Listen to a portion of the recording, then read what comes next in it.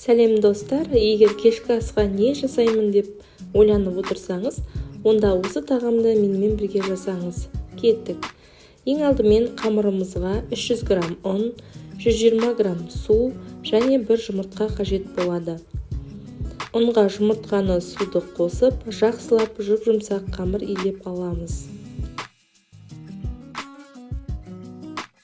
Иленген қамырымыз тынғанша подливасын дайындаймыз. Оған үйдегі кез келген көкөніс түрін қолдануға болады. Алдымен етті ұсақтап, турап аламыз. Одан кейін көкөністердің барлығын ұсақтап турап аламыз. Мен асқабақ, капуста және болгар бұрышын қолдандым.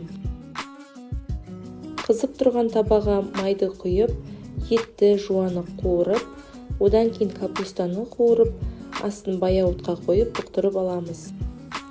Капуста 5 минуттай бұқтырылғаннан кейін оған болгар бұрышын, асқабақты саламыз. Сонымен қатар томат пастасын немесе қызанақты қолдануға болады. Мен қызанақтан жасалған салатты қолдандым. Және дәмдеуіштерден қара бұрыш немесе қызыл бұрыш қосамыз. Және тұзды қалауыңызға қарай қоссаңыз болады. Мен видеода тұзды қоспадым, себебі ет тұздалған болды. Қамырды дөңгелек етіп жайып, арасына май жағып, орама секілді орап, видеода көрсетілгендей дөңгелектеп кесеміз. Мен арасына ерітілген сары майды қолдандым. Кез келген май түрін қолдансаңыз болады.